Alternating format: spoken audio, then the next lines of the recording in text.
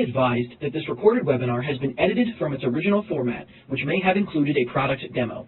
To set up a live demo or to request more information, please complete the form to the right. Or if you are currently not on CSE Global, there is a link to the website in the description of this video. Thank you. Hello everyone and welcome to today's webinar, Domain Name Strategy 2020, Blocks, WHOIS, Cybercriminals, and Other Challenges. My name is Annie Triboletti and I will be your moderator. Joining us today is Gretchen Olive. Gretchen is the Director of Policy and Global Domain Name Services for CSE. For nearly 2 decades, Gretchen has helped Global 2000 companies devise global domain name, trademark, and online brand protection strategies, and is a leading authority on the Internet Corporation for Assigned Names and Numbers new gTLD program.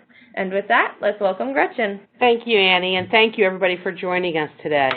We do have a full agenda, so we're going to jump right in. As you can see, we're going to definitely talk about what's going on out there in cyberscape.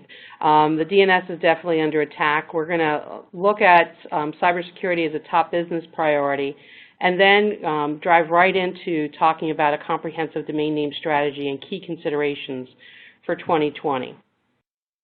So for some of you, I kind of saw the registration list. Many of you have attended some earlier webinars we've done this year, and certainly a theme has been about the DNS is under attack. There have been numerous warnings and also advisories sent out by leading security authorities, the Department of Homeland Security, ICANN, and also national governments raising the flag about specifically DNS hijacking. It is gotten to a point where these attacks are not only persistent and pervasive, but they are doing some very significant damage to governments and companies alike. So it's really important to understand that this is the world we live in today. This is not just a campaign. This isn't just a one-off. This is the world that is, we wake up to every day. And, you see me kind of going through some slides with some headlines in the news. And, every day we wake up and there's a different headline. And for somebody like myself who's been in this space for 20 years, I have never seen a time where it's been so rapid and so just absolute, the scale of these attacks are just absolutely unbelievable.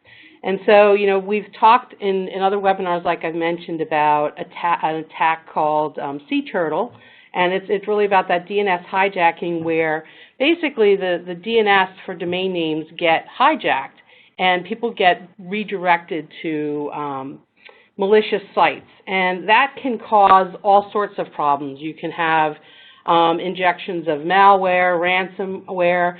People can be entering their credentials into what look to be legitimate sites, but they're cloned sites.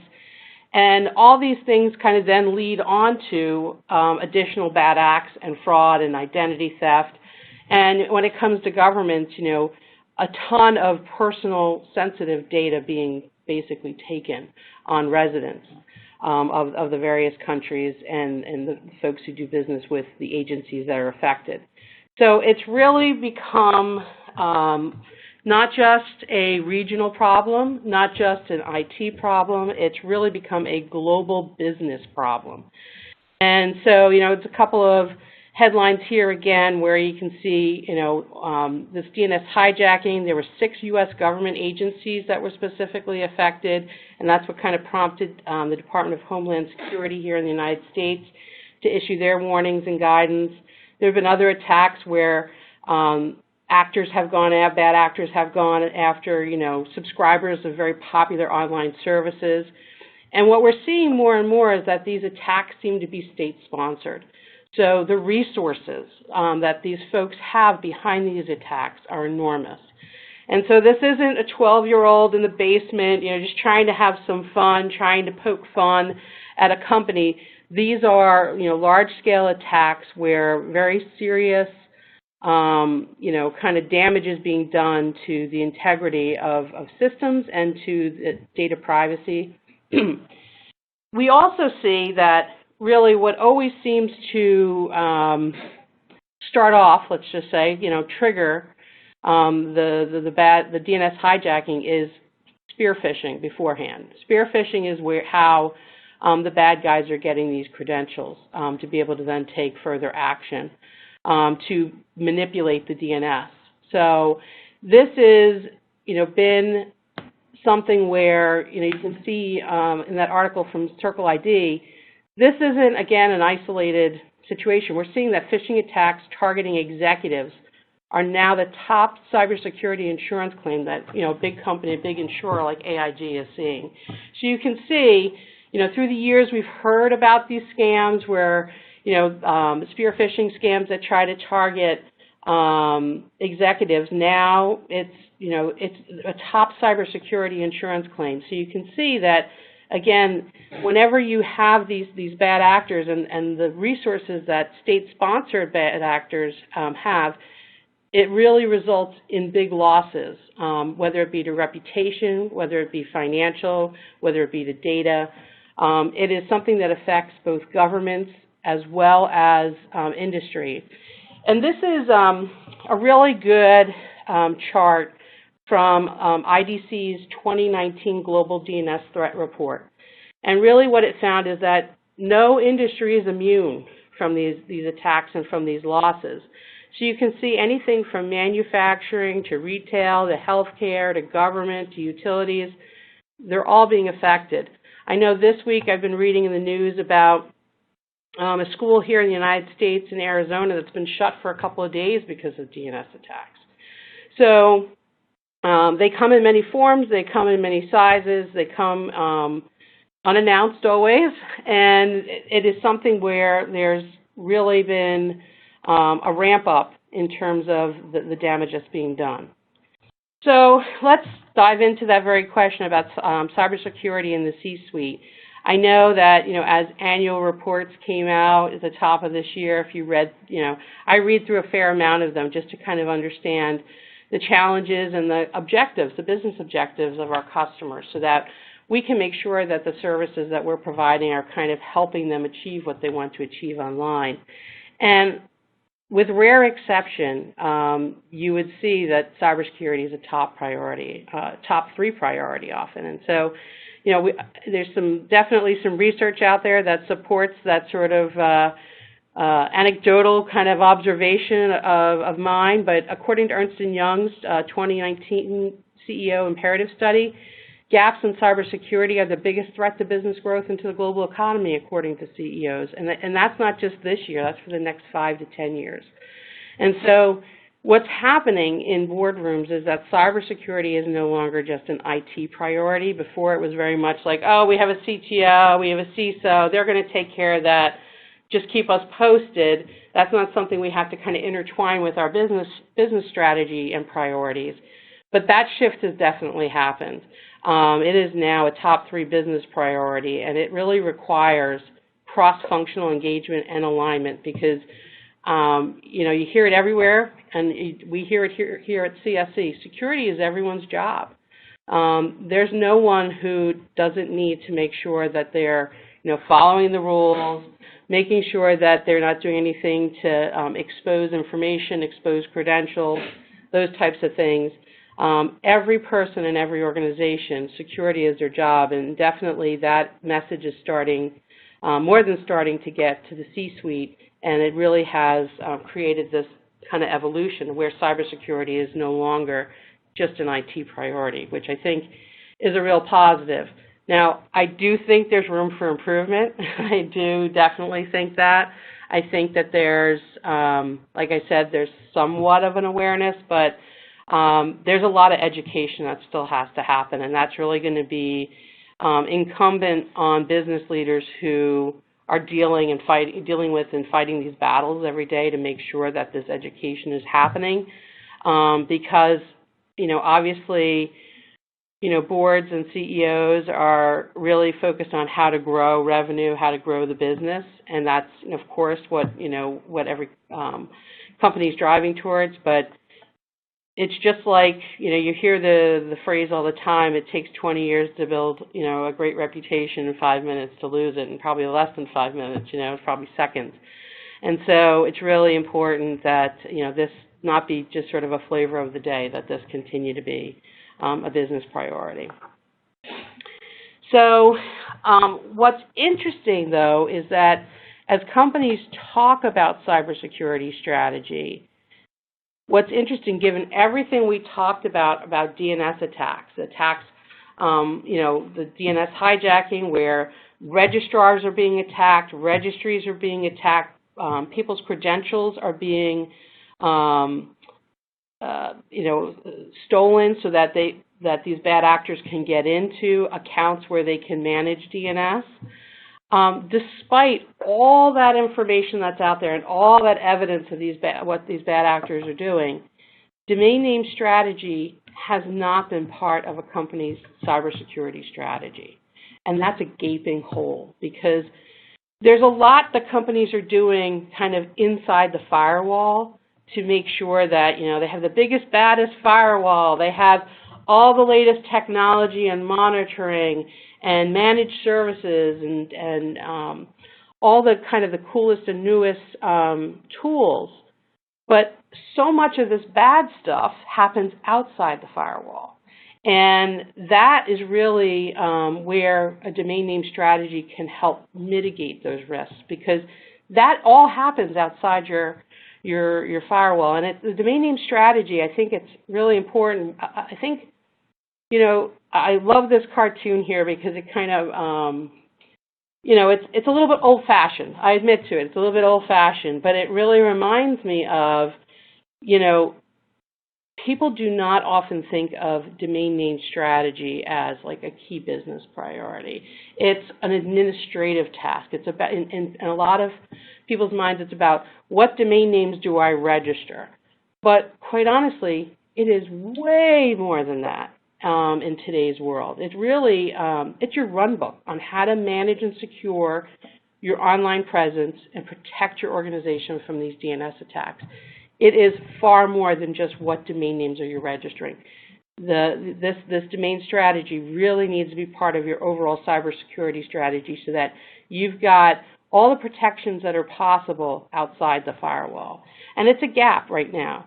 So as I mentioned earlier, there's a real need for education and a complete paradigm shift at the C-level to really enable that integration of the domain strategy into the cybersecurity program, because there's no one really within an organization that's saying this needs to get done. But when you really step back and you look at what's going on out there, it's clear to see that these assets, these domain names and all the associated things that go along with them, they are a real blind spot that companies have.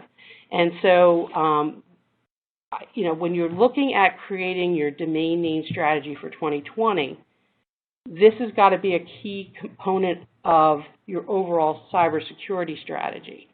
So it's really important to kind of help educate your teams internally, and especially your C-suite and board, about how there's this interplay between your domain strategy and your cybersecurity strategy. So let's talk about really when, I said that domain strategy is much more than just like what domain names are you going to register. So what are those key domain name strategy questions?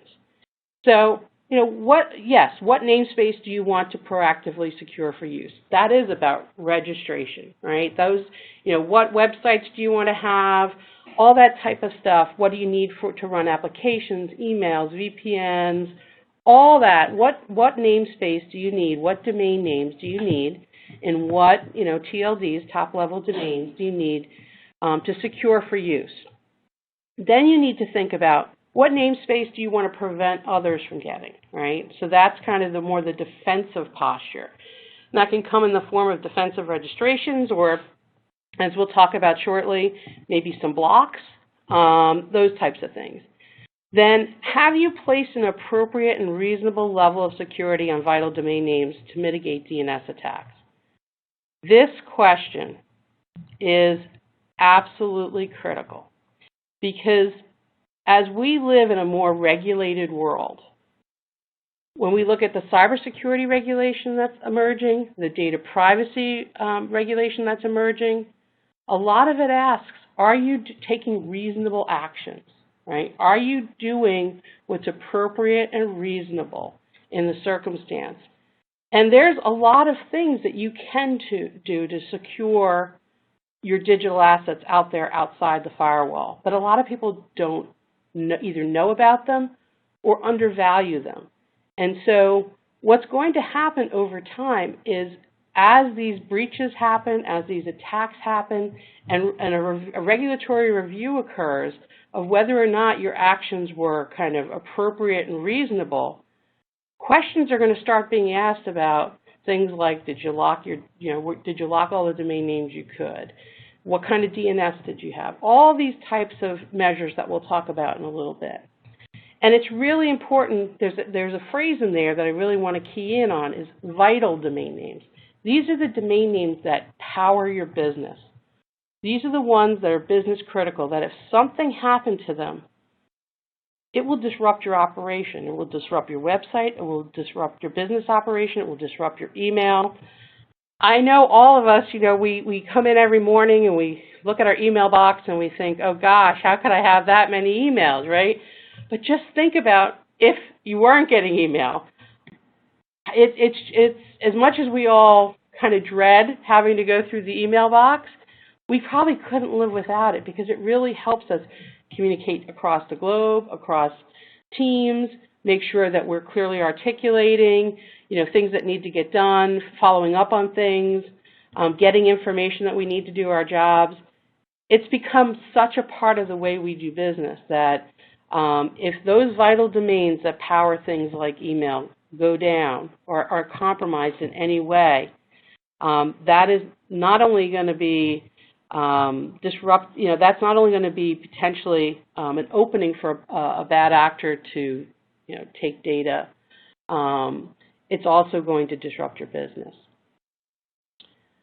Another question is, are you adequately monitoring for online brand abuse based on your company's your current company risk tolerance? So, look, you can't monitor for everything, and I think that gets overwhelming. The space is so big, it changes so fast.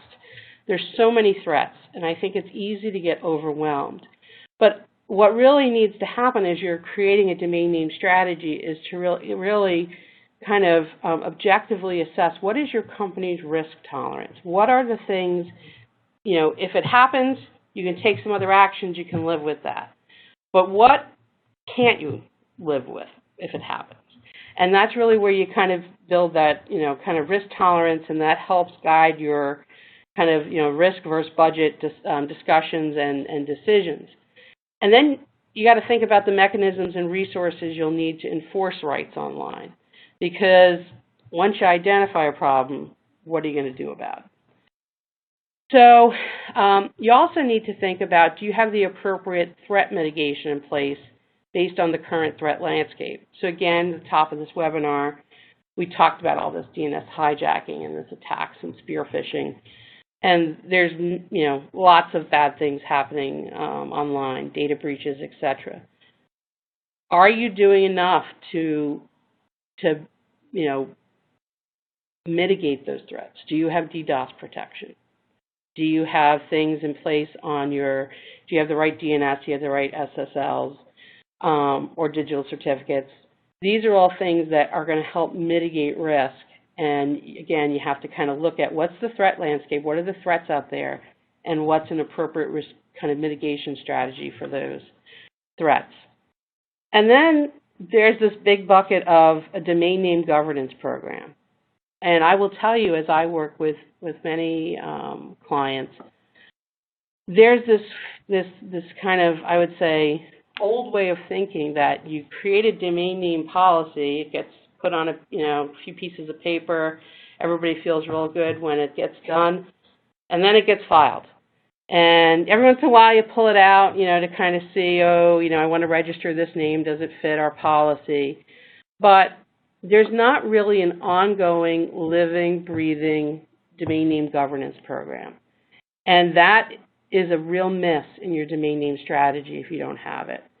You really need to have a governance program where you're looking at defining access rights and controls, as well as roles and responsibilities. Third-party liability is huge, and humans are the biggest risks to any organization. And that includes all of us on this webinar. And quite honestly, studies have shown the higher you go in an organization, the greater the risk, right? And so, you really need to make sure that you have the proper access and rights controls, that everybody understands their roles and responsibilities, and other people are clear as to who is responsible for what, when, and why. So that is a really, really important part of that overall domain governance program. And that's something that needs to change with time. As market conditions change, as your staffing changes, as the kind of global aspect of your company changes, these are things, again, that this is not something you put on a piece of paper, file away, and pull out maybe once or twice a year. This is something, quite honestly, I would recommend a quarterly review of. Also, do you have standard-based vendor selection and management? Understanding, what are the security standards that your vendors need to meet? How are you vetting them against them? These are the types of things that are critical to make sure that you're working with the right parties. Again, protect yourself from that third-party liability.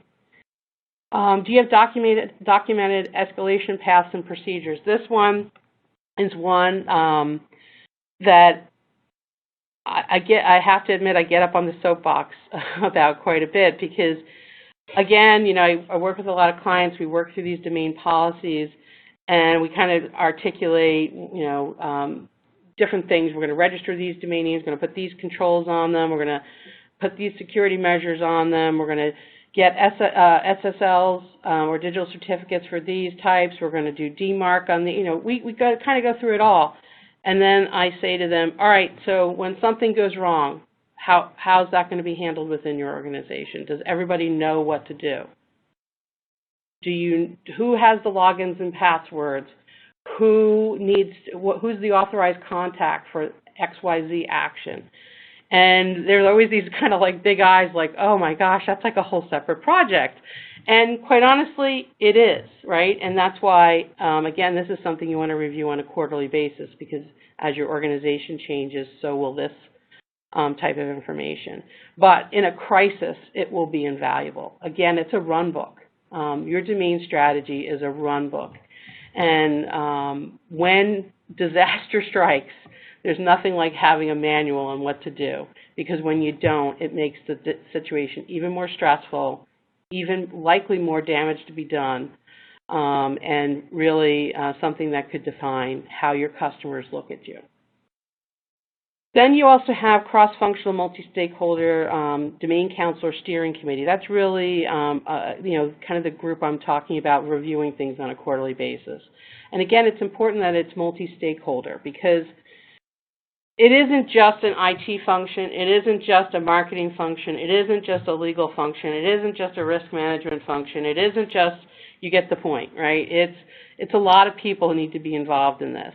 Everything from information security to the domain administrator, right? So it's really important that everybody's on the same page and also bringing their expertise to the table because marketing, a lot of times people are like, well, marketing, they just ask us for domains or just ask us to put like a digital certificate on a website or something like that.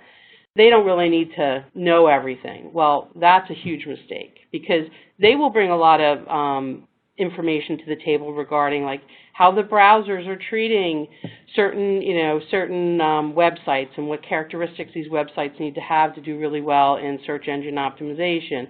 So they'll bring a lot of that type of information to the table that security might not know or legal might not know.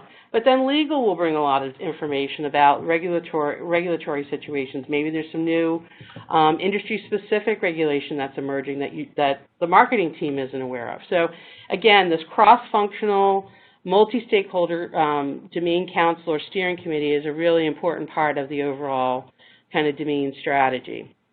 And then lastly, it's critical that you have a reliable source of information, data, and insights regarding the risks that are out there, your portfolio performance, and industry benchmarks.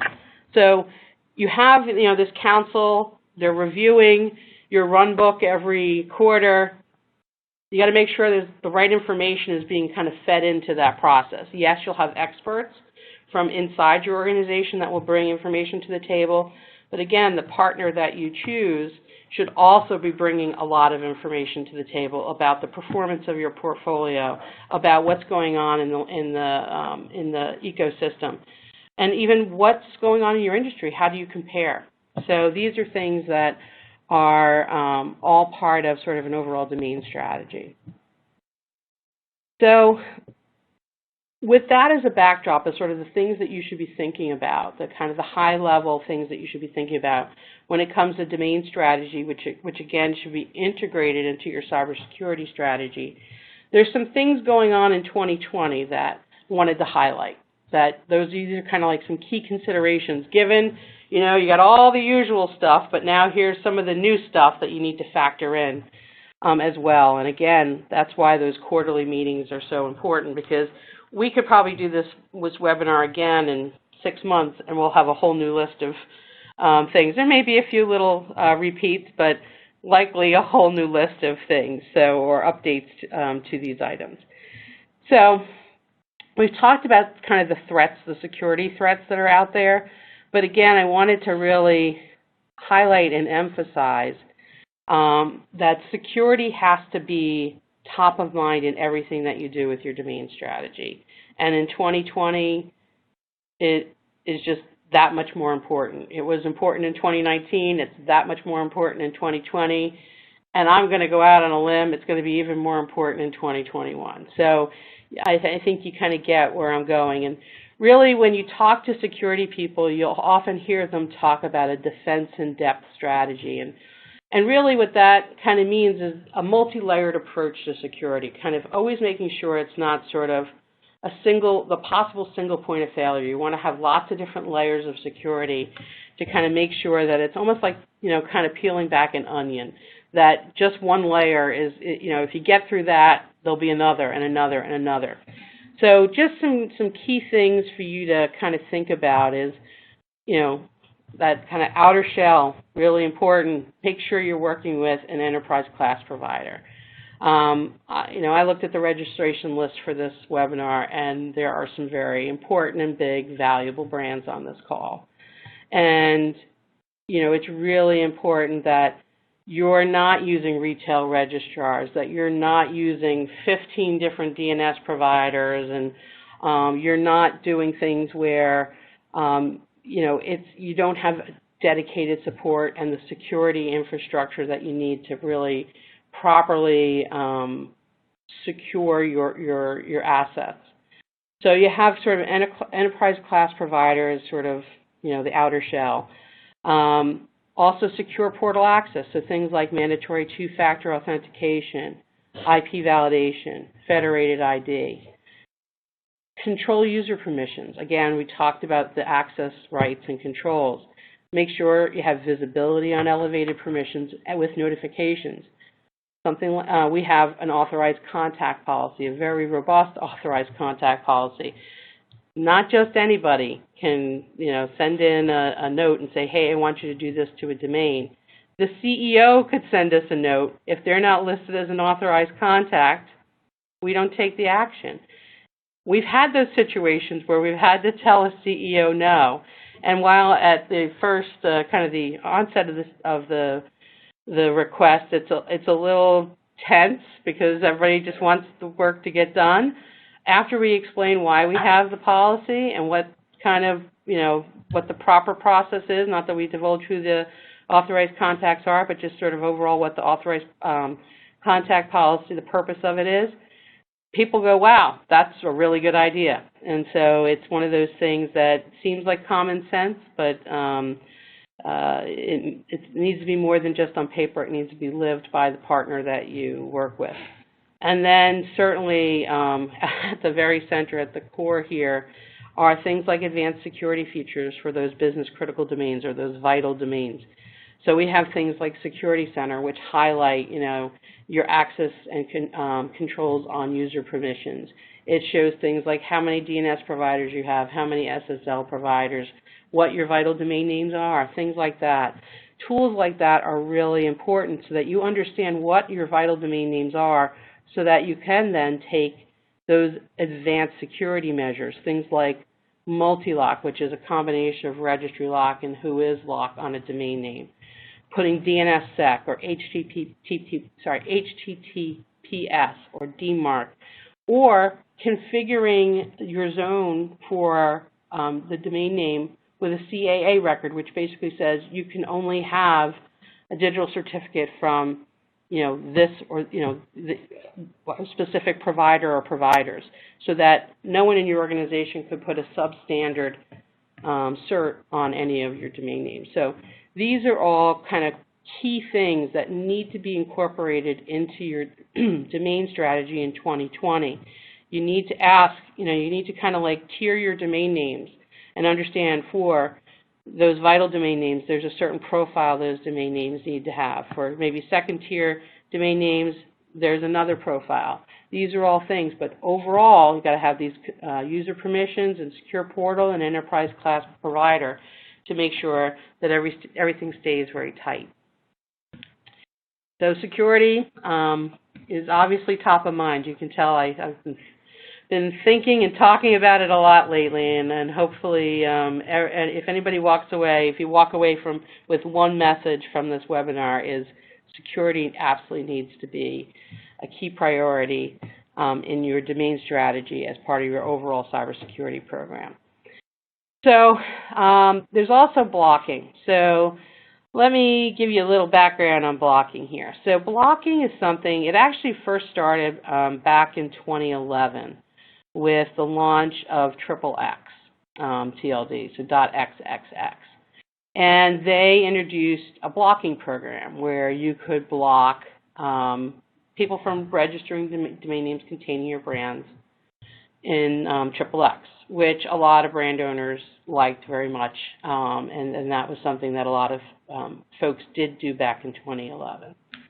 As the new gTLD program emerged in 2012 and kind of new gTLDs came online at the end of 2013 and then 2014, 2015, 2016, and continue to even trickle out still today from the first round of the new gTLD program, blocking became a pretty popular idea again. And so Donuts was one that had 240 plus new gTLDs, and so they offered blocking. So that became kind of in vogue again. And what we're seeing now is that while many registries have not seen the registration volume that they had hoped for, a lot of them are turning to looking at, wow, could we maybe offer a blocking program that might be a better alternative to particularly brand owners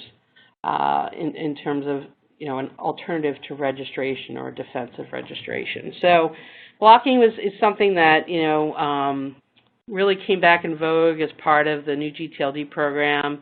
That combined with Sunrise registration and domain monitoring really was that sort of like three-pronged defense mechanism for trademark holders during new gTLD. But, while blocking helps prevent cyber squatting, it's an active measure, not reactive. It can be cost-effective. The problem is not all blocks are created equal, and there's a lot of fine print with a lot of these blocks. And so it makes it really hard to truly understand, is it something my brand should do? And what I would say is a kind of an overriding principle is there is not a one-size-fits-all strategy.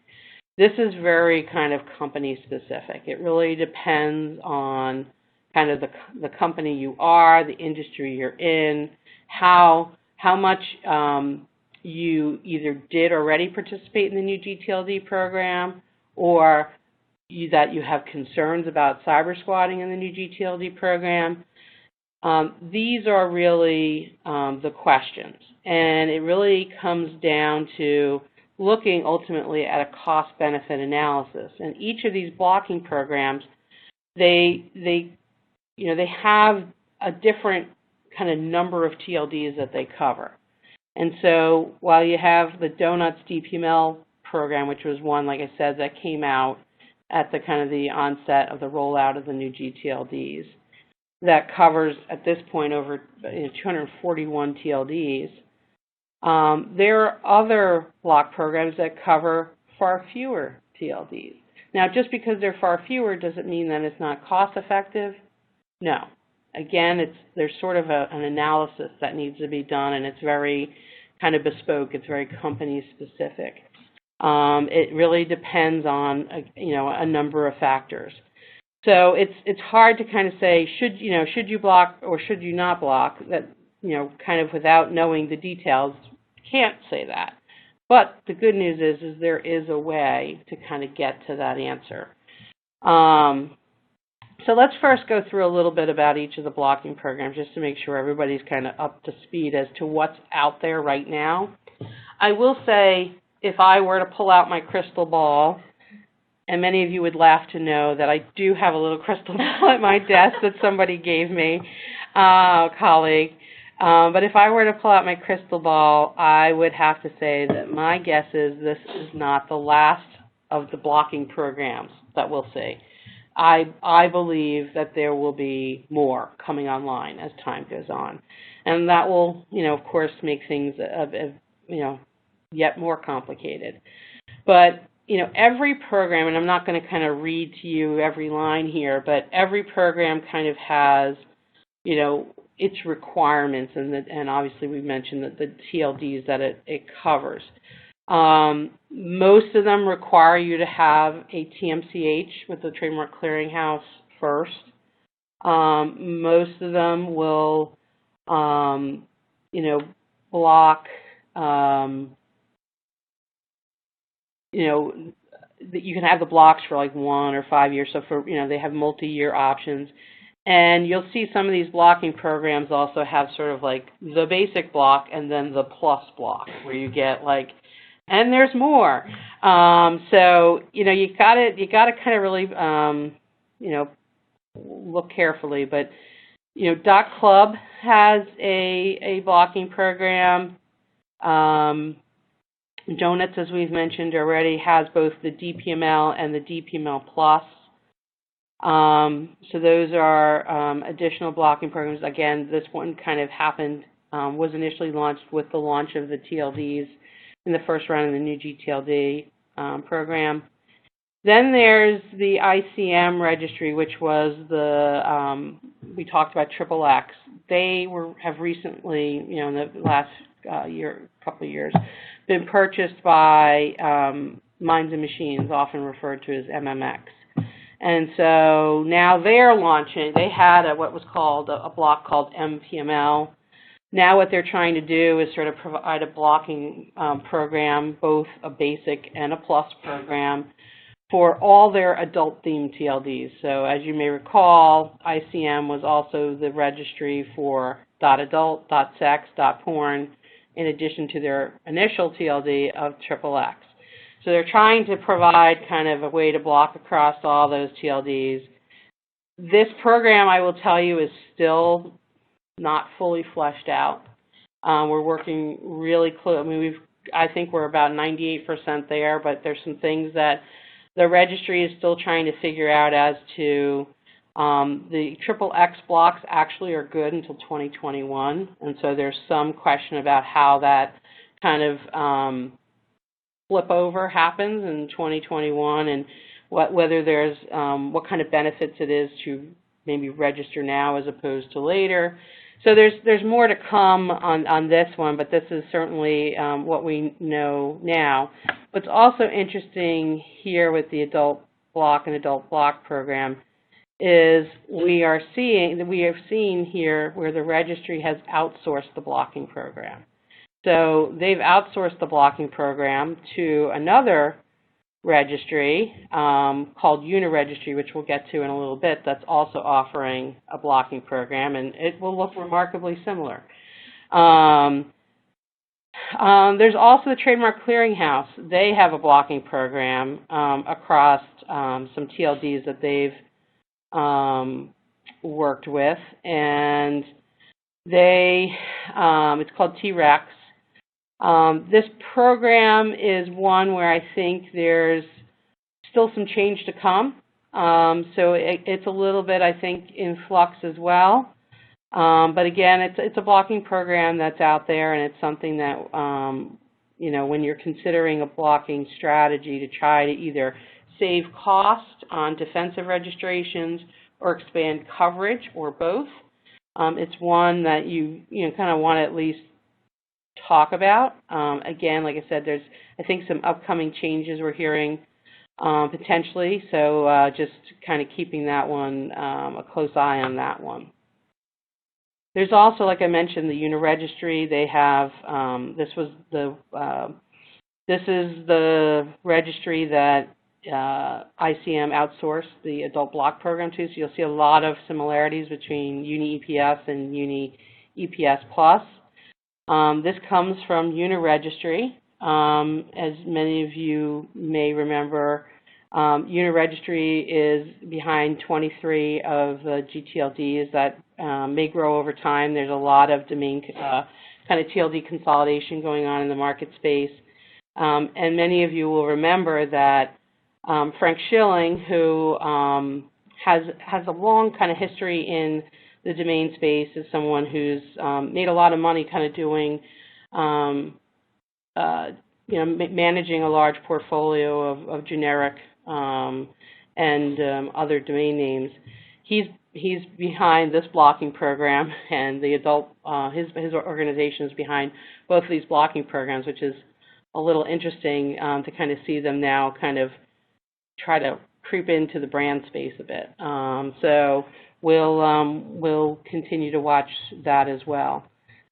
So, again, a lot of fine print, a lot of variation and similarities among the programs.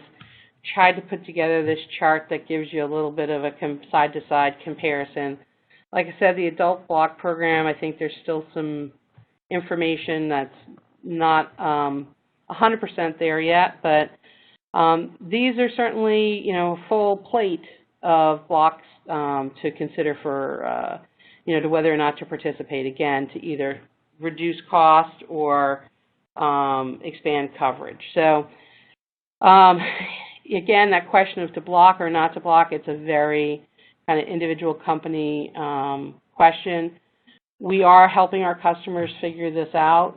It's something that, talk to your account manager at CSC, and we will we'll get you connected with our brand advisory team, which will help you go through this blocking analysis to see if what blocks might be right for you, if any. So it's complicated, but we're here to help you navigate through the complexities of this.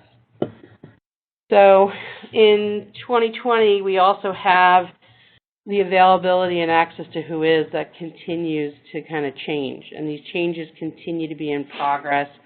This all started to kind of, I would say, get in motion in May of 2018 with the beginning of the enforcement of the GDPR. That led ICANN to have to issue something called a temporary specification, which enabled registrars and registries not to have to publish personal data in the WHOIS record. So a lot of the kind of contact records in the WHOIS you've seen kind of go dark or be redacted. This is very different than the world that we've lived in. We've certainly had, privacy and proxy registration that has kind of masked some WHOIS, but getting behind finding out who's behind a domain name is getting harder and harder, and it's really because of a lot of these kind of data privacy regulations and then kind of the knock-on effect of those regulations. There's also been an implementation of a new WHOIS protocol called RDAP. So if any of you use the ICANN WHOIS tool, you'll notice that looks a little bit different. It looks a little less formatted and a little bit more machine-like. That's because the WHOIS protocol itself has changed. They're kind of running two protocols right now, and as most registrars and registries are. but over time it will be a kind of, we'll move over to RDAP. And the RDAP is really a foundational layer, if you will, to allow for some of the other things that we'll be talking about that will be likely going on with regard to access to WHOIS. There's also been, as a result of kind of GDPR and ICANN having to issue a temporary specification regarding WHOIS publication, that kicked off something called an ePDP, an expedited policy development process. And that has kind of two phases. And the first phase was about, what fields in the WHOIS should remain. And so we've seen the recommendations. There's a very small, I admit, but I think useful chart here to the side that will kind of show you what's going to likely change as we move through to implementation of the recommendations. That implementation is likely to happen sometime. My guess at this point is probably late 2020. And that will affect, the amount of information that's collected from you for a registration, but also now when you're trying to take enforcement actions, whether they be for IP infringement or security and fraud, the WHOIS has suddenly, and you've already felt these effects already, but it's just going to get more acute. WHOIS is going to be not as useful as it once was in kind of taking those actions. So that's something that you really need to keep in your mind as you're developing, again, that domain strategy integrated with your cybersecurity strategy, because you are going to be without some information you're accustomed to having and being able to work with to take action. So with regard to the access of WHOIS, this is what's now being discussed as part of that expedited policy development process, or ePDP phase 2. The team now looking at, how should access to that greater set of information beyond the basic domain details that will be available, what's the name, when was it registered, what's the DNS, what's the domain's current status, when will it expire. Those types of things are the basic domain data. But how can you get to who's behind the domain name? And likely what we are going to see is some form of a gated tiered access model where there'll be strict eligibility criteria, and there'll be some kind of accreditation or licensing of people who can provide or request that information. There'll be lots of rules around, what standards have to be satisfied before that information is provided, and this is, this is not something I see being in place in 2020, but it's something we need to be very aware of in 2020, because, right now you make requests to registrars based on basically asserting a legitimate purpose, and I will tell you it's very hit or miss whether or not you get back a response. And partially some of that is that registrars are not really equipped to make decisions around legitimate, purpose. Some of it's that they don't have the staff to handle the number of requests, and some of them, quite honestly, no one's forcing them to do it, so they don't. So it's a real kind of mixed bag out there, and it's something CSC participates in the Cyber Tech Accord with some other people in the space, and it's something that we're taking a look at really closely right now. So, as I mentioned, this kind of availability and access to WHOIS is something that has a lot of effects on the kind of not only the information that you're used to having, but actions that you would take and information you need to kind of take action. So, I give you some suggestions here, but this is all rapidly moving. We'll continue to follow this as we move through 2020, but again, needs to be one of your considerations as your domain strategy, because it's going to be harder and continue to get harder and harder to enforce your rights. And so that may result in you saying, maybe I do need to do blocks. Maybe I do need to do more defensive registrations to try to prevent people from being in space that you wouldn't want to see others in. So it goes into your overall thinking. You also have issues around, in 2020, growing issues around kind of the concept of sovereignty and the internet. So, gTLDs have been governed by ICANN. CCTLDs, each country has their rules, but overall the internet is sort of this free and open public resource. And it's something that, allows free flow of communication and ideas and information and e-commerce, and it is something that has had little regulation on it.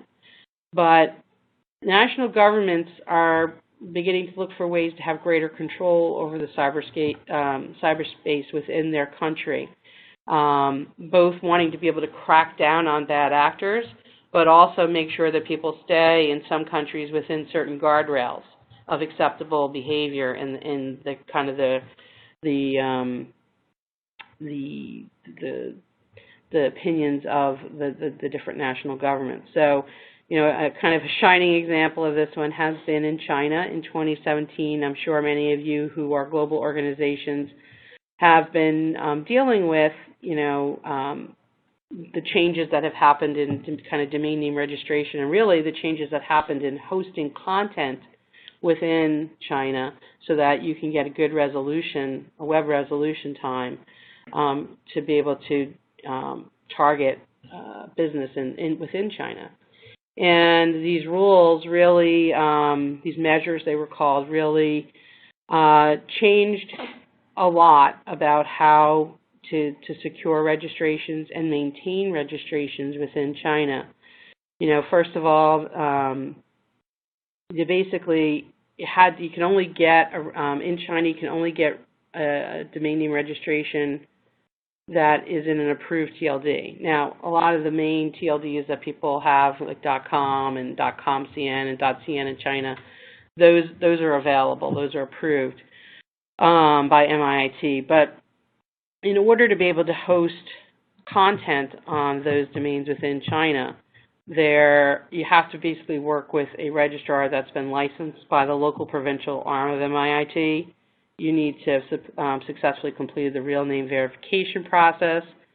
The registrant needs to be a Chinese entity or a Chinese individual, and basically the license applicant for what's called the Internet Content Provider license, the applicant for that needs to be exactly the same as the domain name registrant for the domain name, which all must exactly match either the Chinese entity you're using or the Chinese individual you're using for the registration. So it's a lot, and so some folks have gotten compliance actions because they've been kind of doing rolling compliance on these measures. They weren't able to kind of require this all at once across all TLDs, but it's been very challenging for companies to comply in many cases. Some have one URL strategies, and this is kind of breaking that a bit. Some have content development networks, and there's some complications in doing this kind of hosting in China. So it's something, though, that this is not a one and done. This is not just an isolated incident, what's going on in China. There are other countries that are watching this rollout with great interest, and they've begun to lay the foundation for similar rules and requirements. In some aspects, you say these rules can be viewed as positive because it does give them greater control and could potentially enable them to act faster on, bad actors. But I think there's a lot of good actors that are getting caught up in this, in some of these challenges, and so it's really causing a lot of confusion because in many cases the rules are not exactly clear. There's a lot of gray. So we are seeing some of this start to percolate in countries like Russia and Taiwan. They're watching with great interest. They've done some foundational regulatory work, so we'll continue to watch that. But again, this could cause some significant challenges for companies who use that one URL strategy, and it also further complicates security. So with just a few minutes left, I also want to just highlight, as I mentioned, space is always changing. So there's a couple of things we know are what I call incoming, coming at us. So There's blockchain domains. They're out there. We say blockchain domains, but they're not delegated to the Internet Root Server system, and they're not regulated or governed by ICANN, and they don't have WHOIS records, and they are in complete control of the owner. They're really, I give you an example of the Ethereum name service where you're allowed to register domain name in the .eth zone, and that domain zone is decentralized. It runs on top of the Ethereum blockchain, and it interoperates with decentralized apps and resources. It's really a collection of very complex smart contracts, and that's what makes it operational. But at this point, these domain names are not widespread, and they're mostly talked about in cryptocurrency circles. You can't type them into a blockchain domain into a browser because nothing's yet hosted. There's extra plugins that are required. And there are, the thing though that we're keeping a very close eye on is this could present some new challenges for trademark holders. CSE is not yet offering this service. That there's a lot to assess here because it really goes out of kind of out of our normal process, but it's something we are looking at, monitoring, and will continue to watch. But it's something that you need to be aware of as you're kind of moving forward into 2020. And then lastly, there's just overall what I call TLD liberalizations. We saw it over the last couple of years with co.nz. They offered .nz through a grandfathering phase. Same with co.uk. It was a kind of a 5-year process that culminated earlier this year to now offer .uk. .au was going to try to do something this year before the end of the year. It got pushed to next year, so that's coming too. And we do expect to see more of this because kind of global registrations are a bit flat, and they're looking for new revenue, new registrations. And this is something, shorter is always better on the internet, and they know there's demand for this. So again, something to really watch, because if you don't kind of think clearly about this and really have some serious consideration, you could find yourself in some situations where there's increased risk for cyber squatting and people trying to kind of look like you, and that obviously then goes into phishing and other DNS attacks and security risks. So, you know, it's hard because you don't want to continue to spend all this money getting more and more and more domain registrations, but when people are used to seeing you at co.uk and now they see you at UK, they see someone else at UK, there's real likelihood of confusion there. So we're right at the top of the hour. You know, at the end of the day, at the end of all this, it's a lot.